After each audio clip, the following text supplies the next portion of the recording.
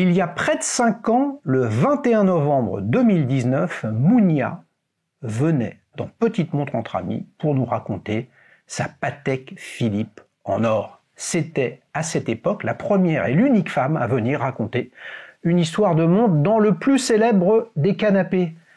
Après près de 300 épisodes de Petite Montre entre amis, j'ai le grand plaisir d'accueillir Kim juste à côté de moi, qui va détrôner Mounia. Elle nous raconte sa Cartier Must Vendôme en vermeil. On vous dira ce que c'est le vermeil. Une montre toute petite, féminine et vintage dans l'ADN de Cartier. Restez avec nous les amis. Fini la grosse plongeuse avec le poignet de Thanos, le truc énorme.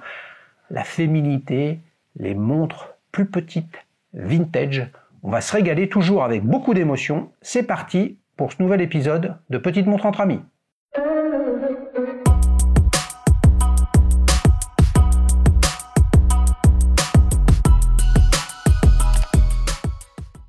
Salut Kim. Salut Xavier. Ça va ? Oui, très bien. Bienvenue dans Petite Montre entre amis. Merci.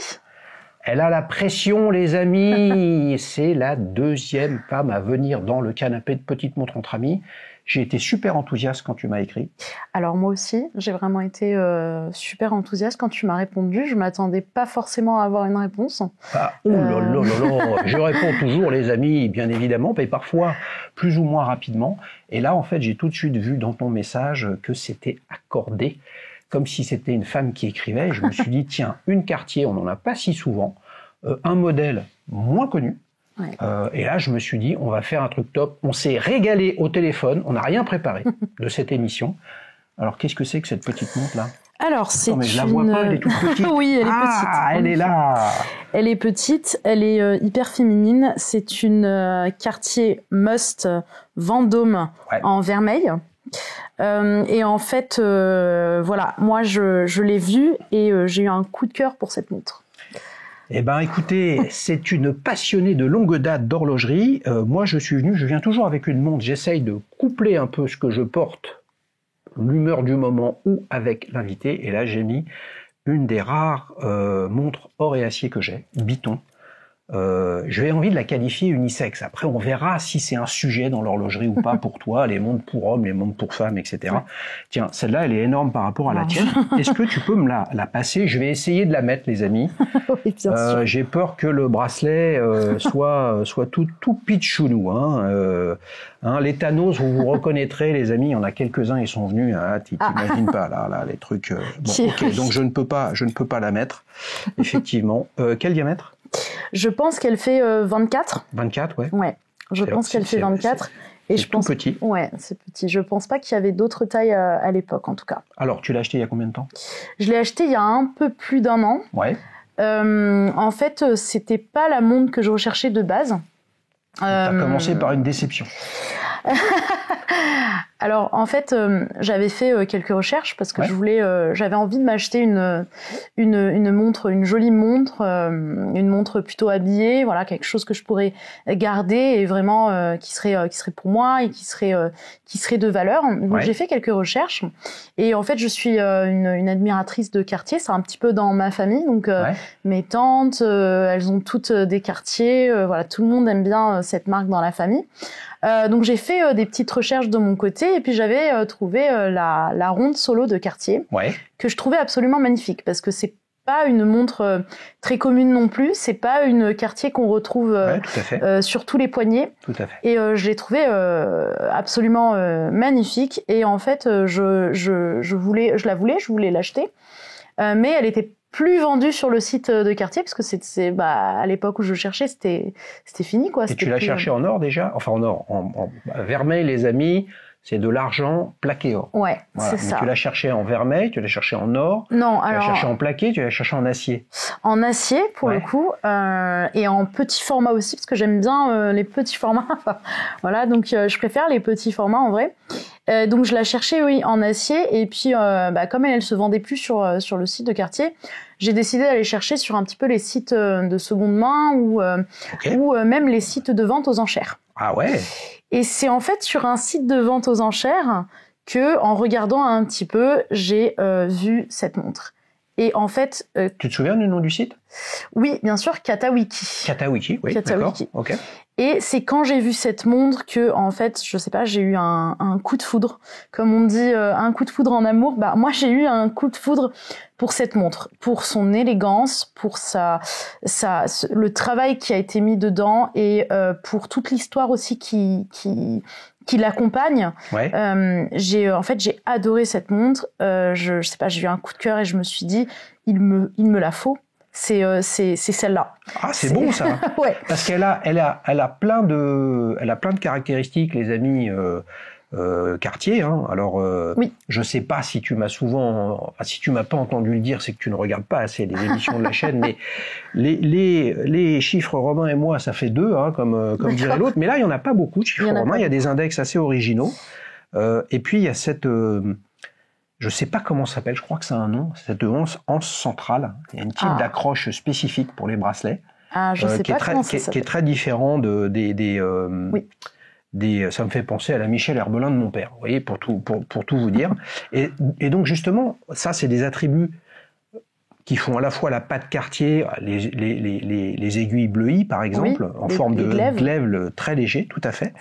Par contre, il y a d'autres choses qui sont moins Cartier. Oui. Et donc là, si tu devais te focuser sur une ou plusieurs caractéristiques où tu t'es dit, mais voilà la raison pour laquelle j'ai eu ce crush. On va parler comme les jeunes, les amis.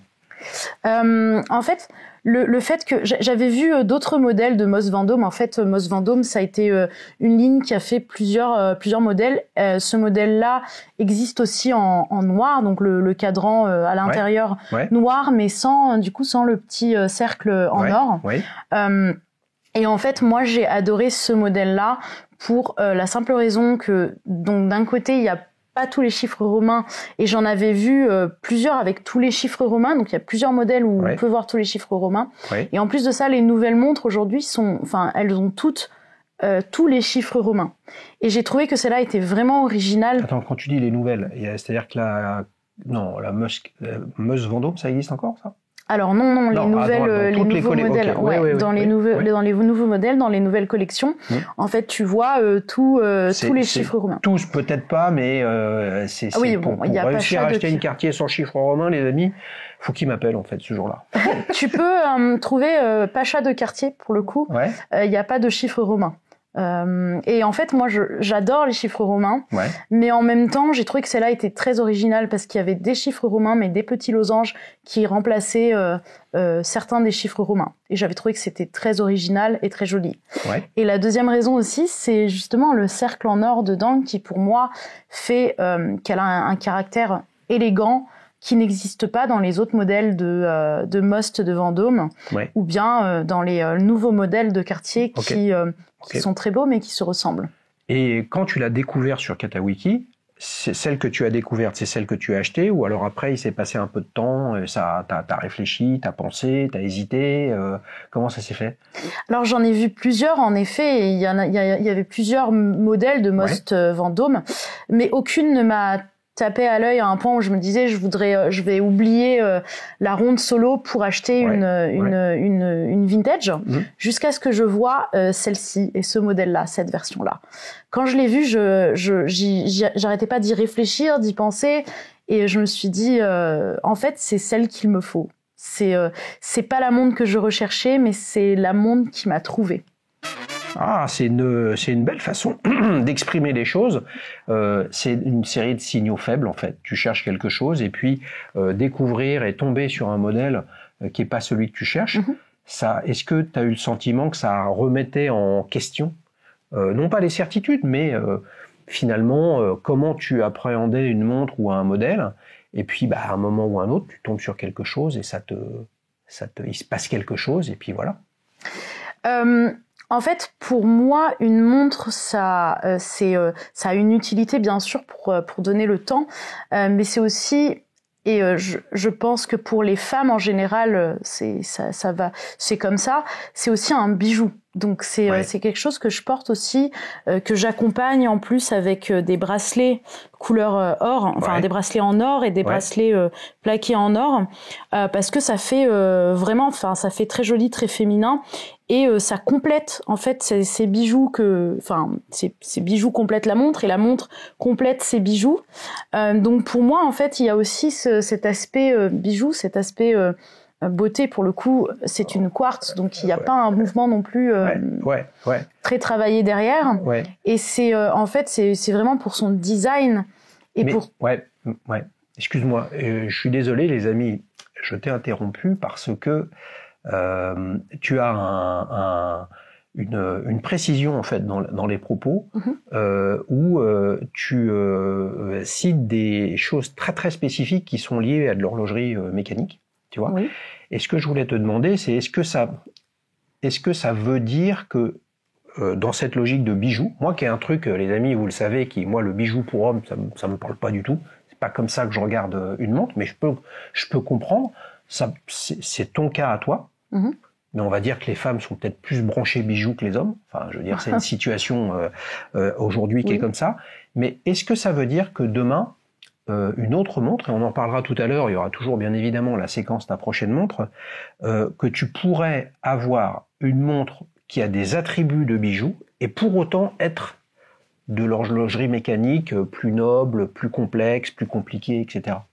Alors oui, bien sûr, je m'intéresse, j'allais en venir, je m'intéresse à la montre en tant que bijou, mais je m'intéresse aussi beaucoup à la mécanique qui est derrière et au mouvement qui est derrière, parce que je trouve ça fascinant et je trouve que c'est impressionnant en fait comment on a pu passer d'un mouvement quartz en un mouvement mécanique ou un mouvement automatique, et c'est des choses qui bien sûr me fascinent et m'intéressent, en plus du fait que je la porte aussi comme un bijou.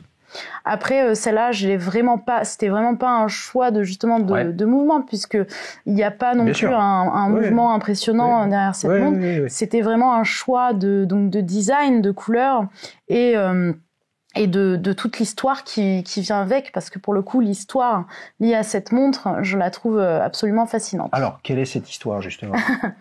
Alors en fait en 1973, Cartier passait par un moment un petit peu difficile, donc leur vente avait chuté. Et donc il y a deux hommes du coup qui travaillaient chez Cartier qui se sont réunis pour essayer de trouver une solution. Donc si je me trompe pas, c'était Hoc et Perrin. Et en fait ils ont décidé donc de créer en 1977 un modèle de tank qui faisait référence à la tank Louis. Mais qui du coup était faite de matériaux moins nobles, donc en vermeil, et qui pourrait être vendu à moins cher. Donc ils ont créé la ligne Must de Cartier, qui est devenue extrêmement populaire en 1980. C'était vraiment la marque qu'il fallait avoir, et c'est pour ça en fait en plus qu'ils l'ont appelé Must de Cartier. C'est les Must de Cartier, c'est les Must-have de Cartier. Tout à fait. Donc ils ont créé cette ligne, et en fait, cette tank de Cartier a eu un énorme succès. Elle pouvait même être vue au poignet de personnes hyper connues, voire Yves Saint Laurent, si je me trompe pas non plus. Et après, en fin des années 70, début des années 80, c'était vraiment la mode. Et puis il y a eu plusieurs modèles qui ont suivi. Et pas que des montres. Il y a eu des lunettes, des montres, des briquets, des parfums. Alors, je ne me souviens plus qui m'a raconté ça, mais je crois qu'il a travaillé pour Cartier, pas à cette époque-là, mais quelques temps après. Cartier, à cette époque, appartenait déjà à Richemont, mais le groupe s'appelait pas Richemont. C'était un groupe sud-africain, donc il y avait Vendôme Luxury, je crois, qui était la partie où il y avait Cartier dedans, et il y avait une autre activité qui était Rothmans Tobacco, qui étaient les cigarettes. D'accord. Et en fait, c'est la connaissance de ces deux mondes, c'est synchronisé, et le boom en fait des ventes des must, lunettes, foulards, épingles de cravate, un peu désuet tout ça, boutons de manchette, briquets, lunettes, etc., c'était vendu dans les réseaux de vente de cigarettes et de détaillants de tabac. D'accord. Voilà. Et ça a forcément fait exploser la surface de vente de Cartier à l'époque, qui sortait d'une période quand même difficile, comme toutes les marques horlogères, plus on va dire le fait que Cartier a été à un moment scindé en 3 sociétés distinctes avant que Richemont n'arrive, avec les descendants de Cartier, où chacun faisait sa sauce un peu dans son coin. Et ça veut dire que, par exemple, dans ta famille, vous êtes branché sur toute cette diversité-là de Cartier, et ça t'as grandi en fait dans cette logique-là? Oui, alors c'était, pour la famille, Cartier, c'est vraiment si tu veux, la marque de luxe, c'est celle qu'on offre quand un des enfants est devenu adulte, donc à 18 ans, ou bien quand quelqu'un se marie, etc. Donc récemment, ma cousine s'est mariée, donc elle a fait cadeau à son mari d'une Cartier, d'une montre Cartier, ouais. Bien évidemment.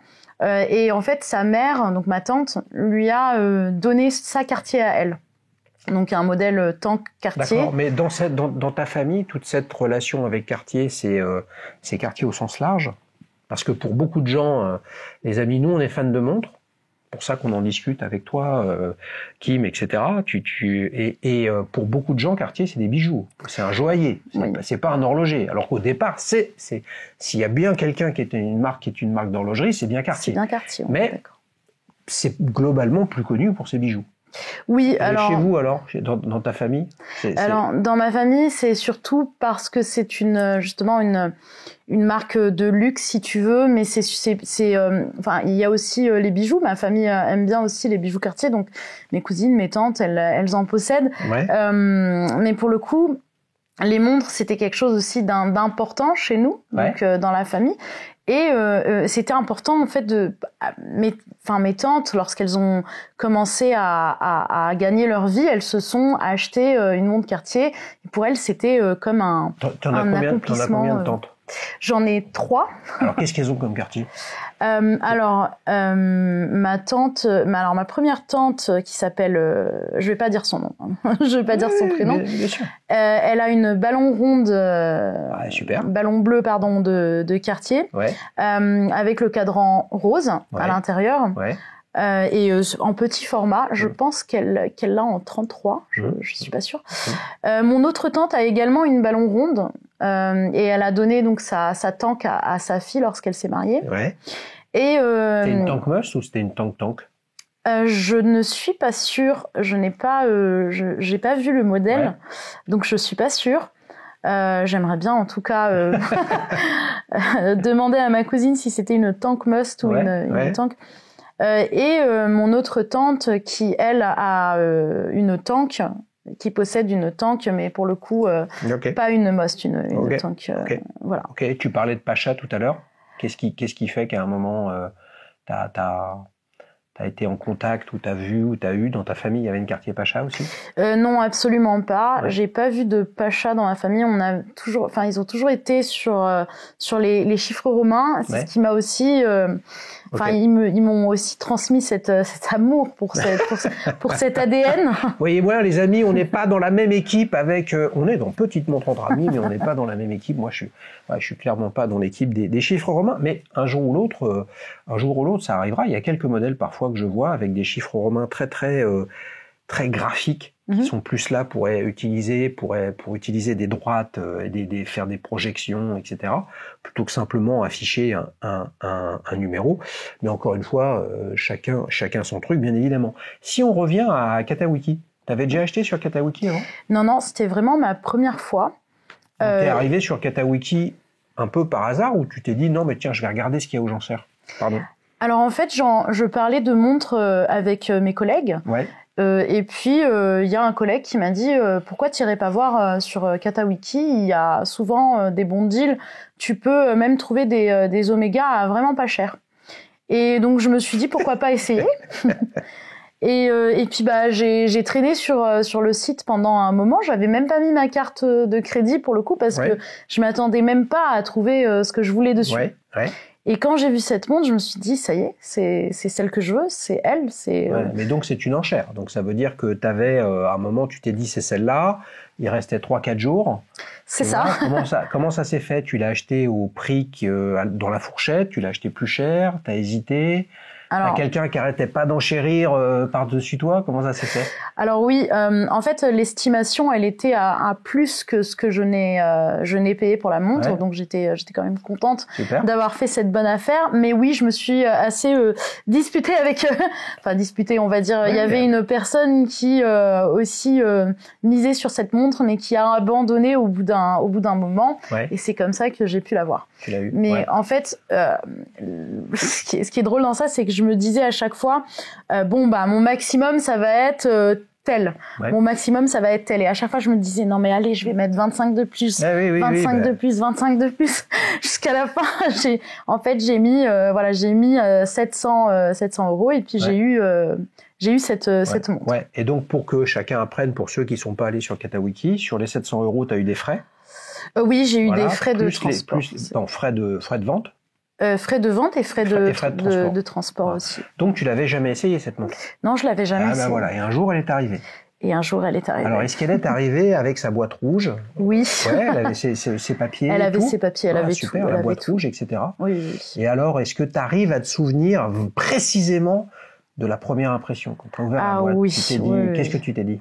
Je me suis dit. Alors d'abord, je m'attendais pas à ce qu'elle soit aussi petite. Pour le coup, j'avais pas forcément réalisé que ça pouvait être aussi petit, 24. Mais en fait, quand je l'ai vue et que je l'ai vue sur mon poignet surtout, je me suis dit que elle est vraiment magnifique sur mon poignet. D'ailleurs, je n'ai que des compliments de ma famille, de mes amis lorsqu'ils la voient sur mon poignet, qui me disent que vraiment elle est magnifique sur mon poignet, accompagnée de mes bijoux en or aussi. Ça fait très joli pour le coup. Et donc en effet, moi je l'avais trouvée aussi, elle allait bien à mon poignet parce que j'ai un petit peu plutôt des petits poignets. Ouais. Et donc c'est plutôt les montres fines qui me vont bien. Et pour le coup, c'est les montres que j'aime. Je préfère, en tout cas, quand je réfléchis à acheter une montre, je suis plus dans la réflexion d'acheter une montre plutôt fine. On va voir ça, les amis, en fin d'épisode sur la séquence, bien évidemment, ta prochaine montre. On le voit là, elle est avec la boucle Cartier. Oui. Qu'on reconnaît, si on est habitué, on va dire, qu'on voit ici. Là, par contre, j'ai tout de suite vu, j'ai repéré la frappe de l'atelier du bracelet parisien. Oui. Donc avec un bracelet qui est pas un bracelet Cartier. Non. Et qui a l'air un peu spécial. J'ai l'impression qu'il y a une doublure en liège. C'est ça. C'est ça. Alors en fait, je mène un style de vie vegan. Ouais. Et je me voyais pas porter une montre avec un bracelet en cuir d'alligator, parce qu'elle est arrivée avec un bracelet en cuir d'alligator. En cuir animal tout court. En cuir animal tout court. Donc j'ai fait faire un bracelet sur mesure à l'atelier du bracelet parisien justement. Et donc il est en quoi? Parce que là on reconnaît le liège, mais là j'arrive pas à reconnaître ce que c'est. Il est en cuir de cactus. En cuir de cactus. Ça. Oh la vache. En cuir de cactus. C'est un cuir vegan plus ou moins solide. On va dire, même si tu peux voir un petit peu des traces sur le bracelet, malheureusement, en fait, un petit peu ici l'usure voilà. Alors que ça fait. Il a un an. Oui, ça tu fait pas. Tous les jours alors pas tous les jours. Non, je change, j'alterne avec d'autres montres, enfin une autre montre. Ouais. Mais oui, enfin, voilà, je suis un petit peu quand même déçue de. Un petit peu déçu. Bah oui, sur mesure, atelier du bracelet parisien, les amis, vous savez, je vous en parle souvent parce qu'ils font quand même des trucs, sympas, etc. Mais bon, qui dit sur mesure dit pas donné. Hein. Comment tu t'es retrouvé à l'atelier du bracelet parisien? T'as regardé une vidéo d'Ali Schultz ou on t'a dit tiens, va acheter un œil, etc. En fait, j'ai fait des recherches sur comment faire un bracelet sur mesure, parce que je refusais catégoriquement de porter la montre tant que je n'avais pas un bracelet vegan conforme à mes valeurs et à ma façon donc de voir les choses et de vivre la vie. Bien sûr. Donc j'ai fait des recherches et puis j'ai demandé vraiment un peu partout. Je me souviens avoir demandé à je sais plus, c'était dans un centre commercial, mais je me souviens plus, mais il était, c'était quelqu'un qui travaillait dans les montres. Donc, je lui ai demandé s'il pouvait me faire un bracelet sur mesure. Et je me souviens qu'il m'a dit, ah non, moi, les montres Cartier, je ne touche pas.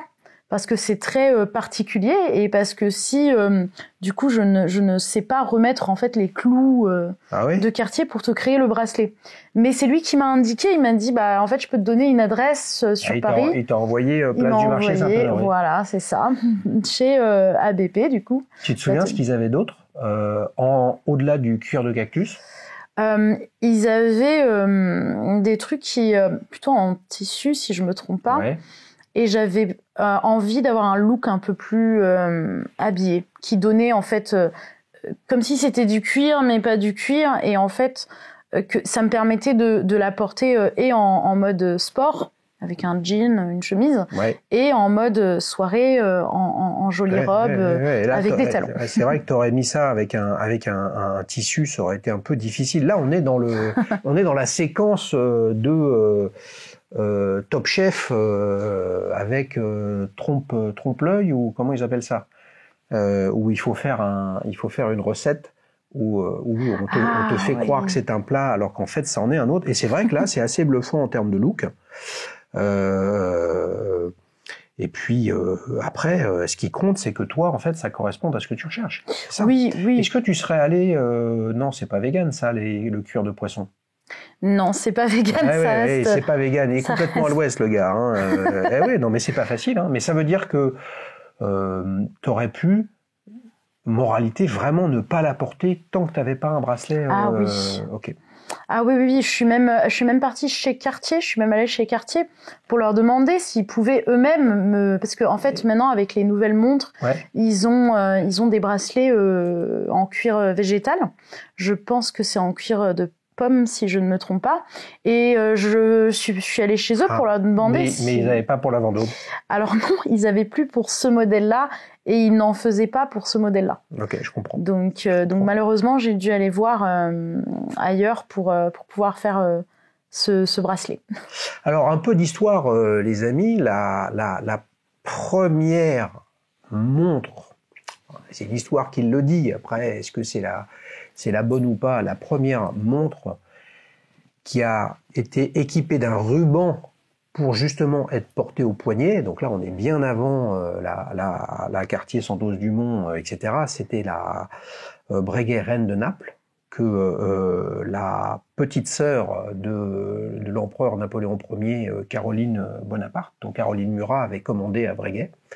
Et c'est une collection qui est toujours chez Breguet, avec la collection Reine de Naples, avec une forme en œuf, très très féminin, avec le même type d'accroche, etc. Mais à cette époque-là, donc là on est, je voudrais pas dire de bêtises, hein, on est fin 18e, oui, vous m'avez compris, hein, entre 1795 et 1905 à peu près, 1805.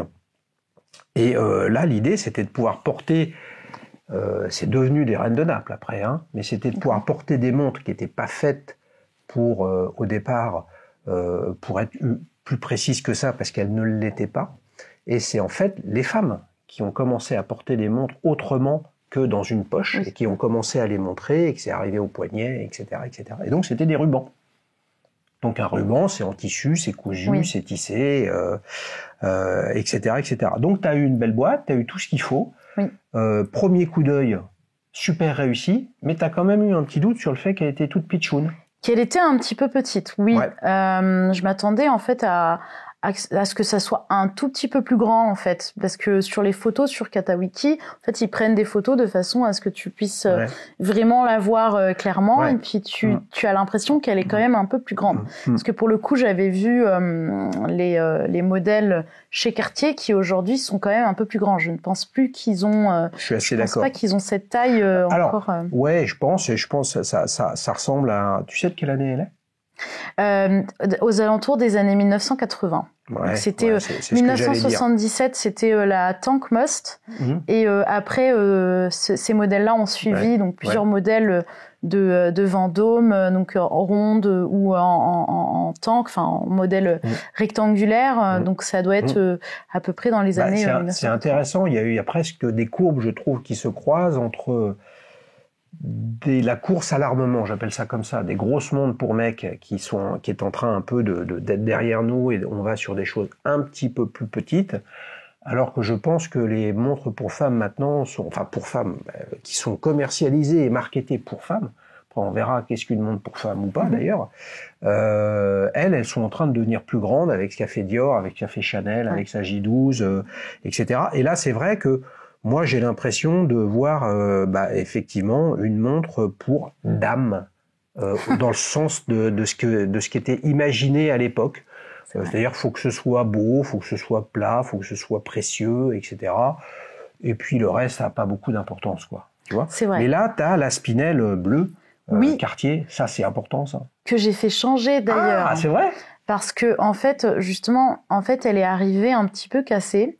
Donc j'ai recontacté Katawiki en leur disant qu'il y avait un problème avec. Oui, parce que c'était différent des photos. C'est ça, ouais. Et donc ils m'ont remboursé une petite partie de la somme, et j'ai pu donc utiliser cette somme-là, c'était la somme exacte pour faire changer chez Cartier. Tu as fait changer chez qui ? Chez Cartier. Chez Cartier. Donc ils n'avaient pas de bracelet, mais ils avaient des spinels. Oui, ils n'avaient pas de bracelet, mais ils avaient des spinels. Ils t'ont gardé combien de temps pour faire ça ? 2 semaines, 1 ou 2 semaines. Ah ouais, pas plus. Parce que en fait, ils l'envoient en Suisse, parce que leur horlogerie est en Suisse. Ouais. Donc ils l'envoient en Suisse, donc le temps que ça aille, qu'ils changent et qu'ils la rendent, donc ça a pris 2 ou 3 semaines. Bah c'est pas long, hein, parce que parfois les feedbacks qu'on a, c'est plus long, mais après. Ah bon ? Ouais, mais là peut-être que c'est plus simple, qu'il y a moins de travail, il y a moins de complexité, ma foi, je n'en sais rien. Mais c'est vrai que toi, tu as été surpris pour la petite taille. Tu m'avais envoyé des photos, puisqu'il fallait quand même que je vois de quoi il s'agit, les amis, histoire de me renseigner un petit peu sur ce modèle. Et je pensais qu'elle était petite, mais pas à ce point-là. Tu vois ? Oui. Hein ? Et puis, il y a un roman à l'arrière, hein, on a Cartier, Paris, vermeil, quartz, argent, plaqué or, 20 microns, Swiss made, numéro de série, numéro de référence, et il y a, tenez-vous bien, 6 poinçons. Là, ils y vont fort, hein. Il y a le poisson cygne, le poinçon cygne, qui signifie que c'est du vermeil, et c'est de l'argent, Celui avec le fait que c'est plaqué. Tu t'intéresses un peu au poinçon ? Alors non, je t'avoue que je ne m'y connais pas, non. Ouais, non, mais moi non plus, je m'y connais pas, mais c'est fascinant. Une fois, j'ai croisé chez un commissaire-priseur. Il avait un bouquin épais comme ça, et je crois que c'était les poinçons de maître du XVIe siècle en France. Ah oui, ça devait être intéressant. Et là, il y avait 30 poinçons par page. Et c'est avec ça sur les meubles, les bibelots, les gravures, les sculptures, etc., les cadres de peinture, que cela contribue à authentifier quel est le maître, au sens l'artiste qui a eu un poinçon de maître, c'est-à-dire que ça y est, il a fait son apprentissage et il a fait son chef-d'œuvre, et donc son maître, lui a attribué un poinçon. Je crois que ça se passe comme ça, mais je veux pas dire de bêtises. Et par contre, là, on a des poinçons qui sont différents, qui sont là pour dire en quelle matière c'est. Hein, mais comme on est tous un petit peu fous, un petit peu passionnés, comme il y a plein tout ce qui est ferronnerie, par exemple, c'est toujours frappé avec un poinçon. Maintenant, on appelle ça marque. Oui. La marque. Voilà, à l'époque, c'était différent. Mm-hmm. Est-ce que tu as un petit détail sur cette qui pour toi est le truc qui te plaît le plus sur cette montre? Tu en as parlé de plusieurs, mais là il faut en choisir un. Je dirais que c'est le cercle en or au milieu. Alors celui du milieu, pas celui de l'extérieur. Oui, celui du milieu, parce que je trouve qu'il est présent sur aucun autre modèle des Most Vendôme, et je trouve qu'il fait vraiment la différence sur celle-là, et qu'il rajoute en fait un caractère très élégant. Oui. Comme tu disais tout à l'heure, qui fait en effet dame, mais pour moi en fait Cartier c'est dame dans ma tête, et comme je l'ai vécu en grandissant, en voyant mes tantes qui s'achetaient une Cartier pour la première fois, donc je voyais ces dames élégantes, enfin pour le coup mes tantes sont très élégantes, donc je voyais ces dames élégantes qui s'achetaient des Cartier, donc pour moi cette image elle est restée et elle m'a accompagnée, et pour moi Cartier c'est resté assez dame, même si aujourd'hui les nouveaux modèles est-ce que ça veut dire que tu avec cette montre-là, tu rentrais dans un univers que jusqu'à présent tu observais avec tes tantes, avec tes cousines éventuellement, tu vois, et que tu observais mais sous une certaine forme de l'extérieur, et que grâce à cette montre, tu es rentré à l'intérieur et tu fais partie du même monde qu'elle. De façon très conceptuelle, bien évidemment. Oui, je comprends ce que tu veux dire. Alors, pour le coup, elles ont quand même acheté des nouveaux modèles. Ouais. Donc, à l'époque, elles avaient des plus anciens modèles. Je sais pas trop c'était quoi les modèles de l'époque. Enfin, elles ont dû avoir des tanks, peut-être même des Must. Mais aujourd'hui, bon, elles ont des ballons bleus et une nouvelle tank. Mais pour moi, non. En fait, je trouve que ça me différencie, enfin, d'une certaine manière, parce que les montres vintage, ça se voit en fait que c'est vintage et ça se voit qu'il y a toute une histoire derrière. Aujourd'hui, les nouvelles montres, c'est très joli pour le coup. J'aimais beaucoup. Enfin, de base, je voulais la ronde solo, mais je trouve qu'il y a pas autant de caractère et d'histoire derrière les nouvelles montres que ce qu'on peut retrouver derrière par exemple cette ligne de Must de Cartier. Je comprends, mais si on prend la collection de Cartier aujourd'hui ou de n'importe quelle autre marque, dans 20 ans, un morceau ou une partie de la collection aura disparu. Et dans 20 ans, elles deviendront vintage. Donc, est-ce qu'on n'est pas fan du vintage en anticipation? Là, ça commence à être compliqué. C'est vrai. Est-ce que tu aurais un petit adjectif? Alors, peut-être que tu le sais pas, mais il faut donner un adjectif. Si, et le premier invité de la chaîne, qui s'appelait Laurent, à jamais le premier, lui, il a caractérisé sa montre comme étant élégante. Donc, on a un petit running gag comme quoi élégante, il faut être sacrément chaud pour dire élégante, parce que élégante, chacun voit l'élégance à sa façon, tu vois. Donc, tu as le droit de dire élégante, bien évidemment, mais je te mets un peu de pression. Quel est ton adjectif alors? Non, je dirais plus intemporel. Intemporel. Dans le sens où, en fait, ce modèle-là, ça se voit que c'est un modèle vintage, mais aujourd'hui j'ai l'impression qu'il revient. Aujourd'hui j'ai l'impression, en tout cas, qu'il plaît énormément. Comme je te disais tout à l'heure, moi, j'ai fait l'unanimité auprès de mes proches avec cette montre qui ne font que me faire des compliments lorsqu'ils la voient sur mon poignet. À un point où, quand je leur ai dit que de base, je recherchais plutôt une montre un peu plus, on va dire, de la collection un peu plus nouvelle, un peu plus... enfin, comment dire, j'ai perdu le mot, je suis désolée, mais un peu plus actuelle, récente. Et en fait, ils m'ont dit que celle-là était plus jolie, avait plus de caractère et avait plus de richesse, en tout cas derrière tout le cheminement qui a fait que je l'ai achetée, et qu'elle était vraiment magnifique sur mon poignet. Donc pour moi, c'est en tout cas une montre, c'est ironique de dire qu'une montre est intemporelle, puisque c'est elle qui donne le temps. Mais je trouve qu'elle est intemporelle. On ne peut pas dire d'une Cartier qu'elle est démodée, en fait. C'est ce que je me dis. Alors là, si c'est pas la love story entre Kim et Cartier, non, mais c'est bien résumé. Mais ce qui est intéressant, c'est que intemporel, ça a été.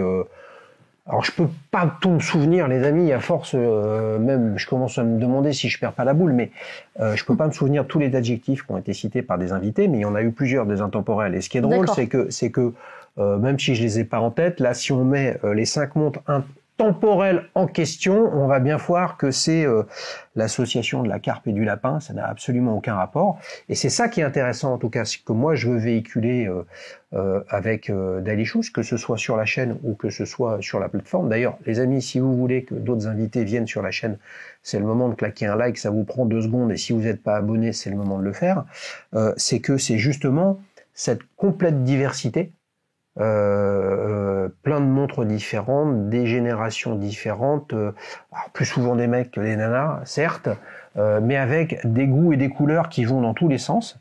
Et ce qui compte, c'est que à toi, elle te parle. Et je suis intimement convaincu qu'il y a des gens là qui sont en train de regarder la chaîne et qui se disent tiens, mais voilà typiquement une montre que je pourrais offrir à ma copine, à ma femme, à ma fille, etc. Parce que ils vont se retrouver dans ta façon d'appréhender les choses. Les amis, on enchaîne, vous le savez, toi aussi tu le sais, Kim, avec la séquence suivante, souvenir.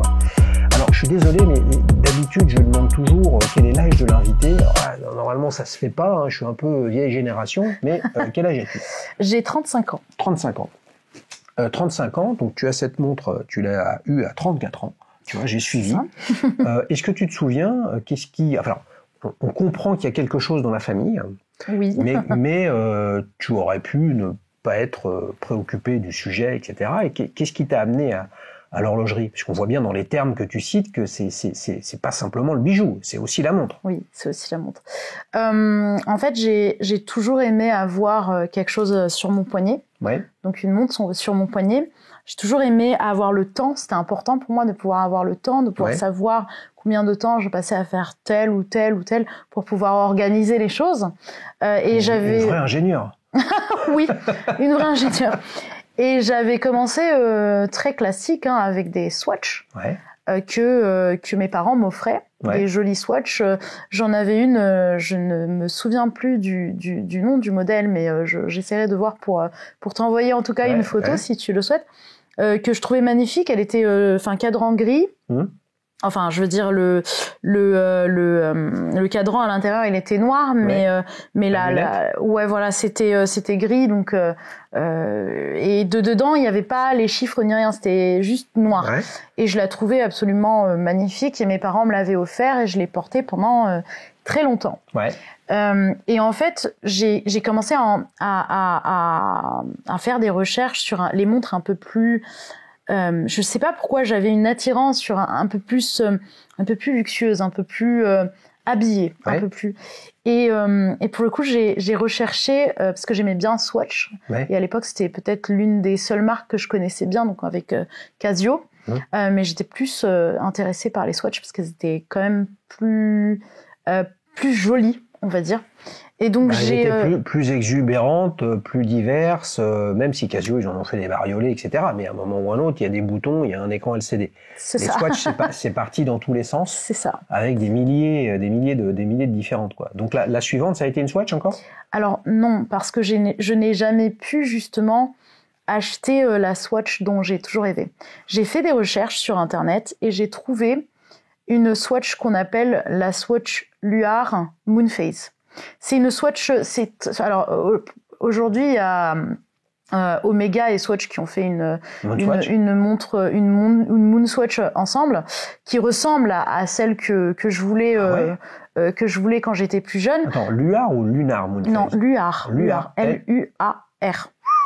On va regarder, je vais la faire défiler, je vais la trouver, comme ça on verra de quoi tu parles. C'est une montre extrêmement rare qui se trouvait, je pense qu'elle ne se trouve même plus, qui se trouvait à 2 endroits du monde. Donc, Place Vendôme à Paris et Milan. Et je n'ai jamais pu avoir cette montre, acquérir cette montre ou trouver cette montre. Du coup, si tu la trouves un jour, si tu peux me dire, parce que j'aimerais bien là. Mais c'est une Swatch, donc c'est une montre en plastique. Non.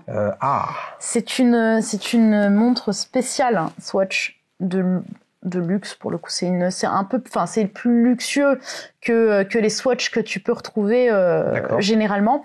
Et en fait, je l'avais vu sur Internet en couleur bronze. Et ce que j'avais adoré à l'intérieur, c'est qu'il y avait justement les phases de la lune et une lune sur l'un des si je me trompe pas, c'est sur l'un des ronds. Il y avait la lune qui apparaissait et la montre, elle était juste absolument magique. Mais tu ne l'as pas vue en vrai? Non. La Swatch Luar Moonphase, je vais demander à tous les abonnés là, si vous connaissez, si vous la trouvez, si vous avez un lien, si vous avez un truc, mettez-le en commentaire. Et évidemment, Kim sera dans les commentaires et elle pourra le regarder. Donc ça a généré chez toi quoi? Une sorte de déception, ou alors plutôt quelque chose où tu t'es dit il faut creuser, il faut chercher, etc. Et ça t'a caractérisé plus tard? C'est ça. Alors au contraire, donc je me suis dit en fait, j'ai commencé à aimer le rare, à aimer la recherche des montres qui sont un peu originales, qui sont un peu différentes des autres, et qui sont Et donc j'ai commencé. C'est une des raisons qui explique pourquoi tu es allé sur cette Vendôme. Exactement. La facilité, ça aurait été de prendre la ronde solo. C'est ça. Mais exactement, c'est tout ce qui vient derrière l'histoire, la finesse, les petits détails à l'intérieur de la montre qui font que j'ai un coup de cœur ou pas pour la montre. Ouais. C'est le cas aussi pour la ronde solo. Hein. C'est une montre que j'aime, que je trouve absolument jolie, mais j'ai pas eu le même coup de cœur que j'ai eu pour cette Must Vendôme. Non, mais ça veut. Les amis, on pointe un truc là. Il y a la façon de regarder, on va dire analytique et cartésienne. Et puis il y a la façon de regarder où on subit nos émotions. Et parfois, on se retrouve face à une montre et on est complètement... j'ai un problème de micro, voilà. Et on est complètement surpris et déstabilisé par quelque chose qu'on n'attendait pas. Exactement. Donc, en fait, toi, ce que tu as dit, tu as parlé du chemin ou la quête. Je me souviens plus lequel des deux termes tu as utilisé. Ce qui est dans tout achat, je trouve, d'un produit passionnel, la quête est probablement plus intéressante que l'aboutissement lui-même. Oui. Hein, ce qui compte, c'est le chemin. On est d'accord. On est d'accord. Alors, tu disais tout à l'heure que cette montre-là, tu la portes souvent, mais pas tous les jours, parce que tu en as une autre que tu portes. Alors, et c'est laquelle, celle-ci? Je suis sur une Apple Watch en général parce que c'est pratique et puis ça me permet de suivre un petit peu, tu sais, ingénieur, comme tu disais tout à l'heure. Je suis bien branchée sur la technologie aussi, et donc ça me permet donc de suivre mon calendrier, mes messages. Alors, rapidement. comment t'arrives à survivre dans cet océan de technologie lorsque tu as pas ton Apple Watch? C'est vrai que c'est un challenge. Eh ben oui.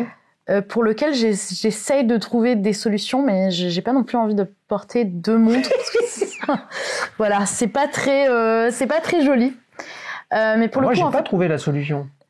Alors, j'ai essayé, mais en fait, et donc la solution, c'est que en fait, je ne porte pas d'Apple Watch parce que d'abord, j'ai pas trouvé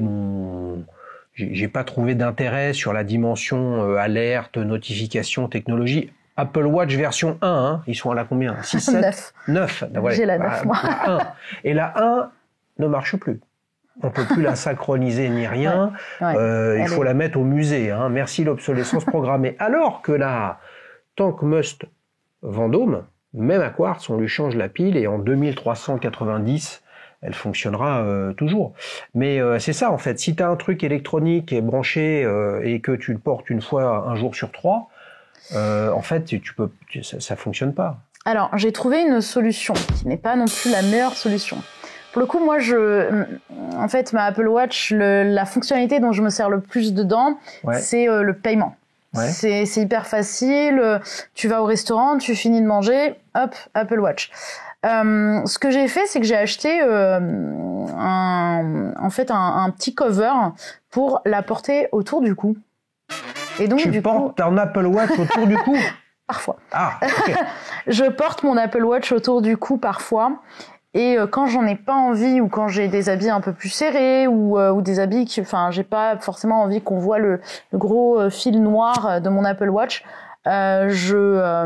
j'utilise tout simplement mon téléphone parce qu'aujourd'hui il y a aussi Apple Pay avec le téléphone. Ok. Mais est-ce que ça veut dire que lorsque tu portes cette quartier, tu mets ton Apple Watch dans ta poche ou dans un collier, etc. Et le petit boîtier que tu as, c'est fait pour une Apple Watch. C'est fait pour une Apple Watch. Il y a des gens qui ont pensé à ce truc-là. Probablement. Probablement. Ouais. Il y a ça devient un petit peu aussi, tu sais, les Apple Watch, ça devient un petit peu design aussi. Il y en a qui sont faits en des matériaux un peu plus nobles, qui sont portés. Oui, il y a, si je me trompe pas. Après, moi, j'ai l'aluminium. Parce que je trouve que ça sert à rien. Là, je suis désolé, là, mais attends, c'est pas super vegan, une Apple Watch, quand même. Alors, Apple... Oh la vache. Elle s'est renseignée, et là, ça va chauffer, là.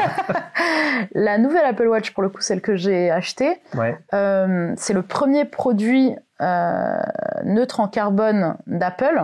Ouais. Et avec un bracelet, du coup, qui est complètement végétal. Et complètement recyclé. Ah ouais? Ouais.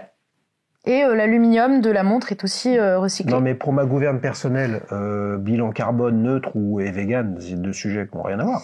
C'est deux sujets qui ont rien à voir. Ils peuvent se rejoindre dans la même personne, mais c'est deux sujets qui n'ont rien à voir. C'est vrai, c'est deux sujets qui n'ont rien à voir, mais pour le coup, ce modèle, enfin ce produit d'Apple, si je ne me trompe pas, et si je me trompe, j'en suis désolée, c'est le premier produit neutre en carbone, mais également végétal. C'est-à-dire que le bracelet a été fait il est végétal et il est aussi fait de matériaux recyclés. Alors que au préalable, c'était un rubber X, Y ou Z, Exactement. donc de fait à base de produits pétroliers. Exactement, qui, même s'ils ne sont pas issus d'animaux, participent à donc la pollution et donc ne sont pas véganes. Ok. Qu'est-ce qu'il y a eu? Est-ce qu'il y a eu autre chose entre cette déception de cette Swatch Le Moon Phase et cette Cartier Must Vendôme? Alors j'ai toujours aimé les montres, donc j'ai toujours un peu regardé. J'ai bien aimé les Tissot, les Chopard, parce que aussi Chopard. Oui, mais est-ce que tu en as eu? Non. Parce que là, elle essaye de nous parler de ce qui va l'intéresser pour sa prochaine montre. J'ai noté Tissot et Chopard, mais on en parlera tout à l'heure parce que avant la séquence ta prochaine montre, il y a la séquence 60 secondes chrono, les amis, où je t'ai proposé une rafale de 20 questions à répondre de façon très spontanée, oui, non, ou alors la réponse en essayant d'être la plus synthétique possible. Qu'est-ce que tu regardes en premier dans une montre? Le look. Intéressé par le vintage? Oui. T'es plus Cartier ou Piaget? Cartier. La montre préférée de ta collection? Ma Cartier Must Vendôme. Rolex Datejust ou Rolex Day-Date? Je n'aime pas les Rolex. Cartier Tank ou Cartier Panthère? Tank. Tu préfères acheter neuf ou d'occasion? Neuf. Ta marque préférée? Cartier. Est-ce que tu considères une montre comme un bijou? Oui. Ah oui. Ta complication préférée? Date. Ouais. Intéressé par les micro-marques? Non. Pas plus que ça? Non, pas plus que Tu ça. te vois avec une montre intégralement en or? Oui. Plongeuse ou GMT? GMT. Est-ce que c'est ton truc, les horlogers indépendants? J'aime bien, ça peut être intéressant. Ouais. Une montre avec des diamants, c'est too much? Oui. Non, too much, ça dépend. Ta prochaine montre? Cartier Tank. Ah, ouais. S'il ne devait t'en rester qu'une dans ta collection? Je pense que je garderai celle-là parce que c'est ma première et que j'ai vraiment eu le coup de foudre pour. Le modèle de tes rêves? J'ai pas de... Enfin, la Tank Louis, je pense, et la Santos aussi, je les trouve très, très belles. Donc on a bien compris qu'on était sur une aficionados, une groupie, si on était dans le monde du rock et de la musique, une aficionados de la marque Cartier. Oui. Et j'ai voulu en fait faire ce 60 secondes chrono juste avant ta prochaine montre, justement pour essayer de soulever cohérence et incohérence. T'as vu, j'ai essayé de te placer du Piaget. Oui. Hein, mais ce que je comprends, c'est que ta prochaine montre, on reste chez Cartier. Oui. Et c'est une Tank. Oui. Et c'est la Tank Louis. Donc pourquoi la Tank Louis? Non, la Tank Louis, c'est celle que... Enfin, c'est l'ultime. Mais pour le coup, la Tank Louis, pour le budget, c'est quand même un gros budget. Ah bah oui. Hein. Donc est-ce que je pourrais un jour, peut-être, j'espère. Pour le moment, non, c'est pas... Alors, ce que je te propose, c'est qu'on scinde les choses en deux. Celle que tu aimerais et que tu pourrais dans les mois ou les quelques années qui viennent. Et puis, le rêve. Et c'est beau de rêver, les amis, je rêve tous les jours. J'essaye d'atteindre mes rêves, mais aussi le propre des rêves, c'est simplement d'avoir des rêves et puis pas forcément d'essayer de les atteindre, mais voilà. Donc quelque chose de crédible et possible avec tes moyens et en fonction des ressources que tu veux mettre dans une montre. Et le truc ultime où tu sais que c'est peu probable que ça arrive, c'est comme de gagner au loto, quoi. J'hésite beaucoup. Alors, je sais que je veux un modèle Tank. Ouais. Par contre, j'hésite beaucoup entre choisir un modèle nouveau ou bien rester sur du vintage. Ouais. En fait, j'ai tellement aimé le vintage et le style des montres vintage et comment ça a été créé et toute l'histoire derrière, que je me demande si je pars sur de l'acier ou je reste sur du vermeil. Mmh. Et si je pars sur une Tank une Tank tout court, ou si je reste sur la ligne Must, qui pour moi... elle est liée à la Must au catalogue de Cartier, mais elle est en acier. Oui. Alors ça, c'est les nouveaux modèles, du coup. Ah ben oui. Mais en fait, pour les anciens modèles, c'est la Must. Enfin, il y a la ligne. Il y a 2, si ce n'est 3 tailles. Les spécialistes nous diront, on avait fait un dual time, un battle avec un collectionneur avec une trilogie de Cartier Tank. Je l'ai vu. Tu l'as vu? Oui. Voilà. Et laquelle te plaisait? Tu te souviens ou pas? J'aime la classique pour le coup, celle où il y a tous les chiffres romains. Oui. Il faut des chiffres romains. Mais tu vois, ce qui est pas mal. Enfin, moi, ce que j'aime bien dans ce qu'a fait Cartier aussi avec les Must, c'est qu'ils se sont dans un modèle de boîte qui est le modèle de la Tank. Ils ont fait preuve de beaucoup de créativité et ils sont sortis de la rigidité que parfois on peut trop voir sur une Cartier Tank avec voilà, le chemin de fer, les chiffres romains, l'aiguille de lèvre, le caleron blanc. Voilà. Et Must, ils ont quand même été un peu plus foufou. Oui. Mais il y a deux tailles. Il y a petite taille ou moyenne taille et la grande taille. Oui. Tu irais sur quelque chose, tu vois, la petite taille, ça doit être ça.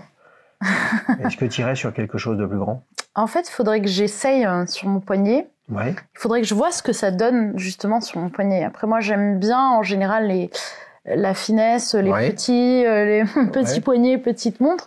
Donc, il faudrait vraiment que j'aille et que j'essaye la montre sur place pour voir en fait laquelle me convient le plus ou laquelle va le plus à mon poignet. Ouais. Je voudrais pas dire de bêtises, mais je pense que sur une Cartier Tank Must, on doit être entre grande fourchette entre 1000 et 2000 euros, et on doit être à 1500, peut-être 2000.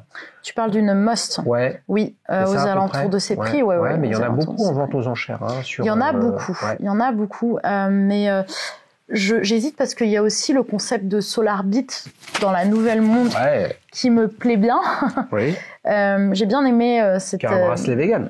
Un bracelet vegan. Ouais. J'ai bien aimé le concept. J'ai bien aimé le fait que les chiffres sont creusés pour faire passer passer la lumière. J'ai bien aimé, j'ai trouvé que c'était beau d'intégrer ce concept-là dans une montre, dans une marque aussi. Comment tu vas faire alors? Parce que vous voyez, c'est ça toute la logique de cette émission. Il y a un côté de toi très techno, éco-responsable, qui est branché en fait sur le futur. Une façon d'être éco-responsable, c'est d'acheter de l'occasion et du vintage. Oui. C'est-à-dire qu'on ne contribue pas à reproduire et à repolluer. C'est vrai. Donc là, comment tu fais pour gérer tout ça? Et donc en fait, pour le mot de la fin là, si tu avais à choisir entre la Tank Must Solarbit ou d'aller sur une Tank Must en vermeil, donc une vintage, finalement, t'as d'un côté le design et l'émotion et la patine du temps, et de l'autre côté, t'as un truc très très éco-responsable qui va aussi dans tes valeurs personnelles. Oui. Tu choisirais laquelle des deux? C'est justement le dilemme, auquel je suis soumise actuellement. Je réfléchis parce que pour le coup j'ai le budget, mais je n'arrive pas à choisir. Parce que je me dis, donc la ligne Must, comme je t'ai dit, toute l'histoire qui est derrière et le fait que c'est la première, la Cartier, la Must Tank, c'est la première de la collection qui a fait une explosion en fait, qui a eu un tel succès que même des personnes connues la mettaient. Enfin, si je me trompe pas. Alors, il y a un mix entre la Must historique lancée en 1932 ou quelque chose, je voudrais pas dire de bêtises exactement, et puis après, en fait, sa réédition en version plus accessible, plus abordable, etc. Et effectivement, tout ça a contribué à faire qu'aujourd'hui, c'est un incontournable de l'industrie horlogère, et c'est un incontournable chez Cartier. Ça, il y a absolument aucun doute. Donc c'est vrai, quand on voit toutes ces images historiquement de Catherine Deneuve, d'Yves Saint Laurent, de tout un tas d'artistes, etc., etc. Et qu'est-ce qu'ils ont comme tank au poignet? Est-ce que c'est une Must ou c'est une tank? On sait pas forcément, parce que à un moment le look est exactement le même. Alors si je me trompe pas, j'ai dû lire quelque part, mais bon après ça peut être faux comme information, que Yves Saint Laurent c'était une Must. Ok. Et qu'elle avait figuré sur une photo dans un catalogue. Mais voilà. Mais en tout cas, pour moi, voilà, ça représente une histoire. Et en plus, le vermeil, je trouve ça très joli, en fait. C'est la couleur or qu'aujourd'hui, on peut retrouver justement dans la Tank Louis. qui, pour cette raison aussi, me plaît énormément. Donc la couleur or me plaît en fait, et je remarque j'ai compris et remarqué qu'elle me plaisait plus que la couleur grise de l'acier du coup. Et donc on a la réponse. C'est-à-dire que tu vas aller sur une Tank oui, West en vermeil.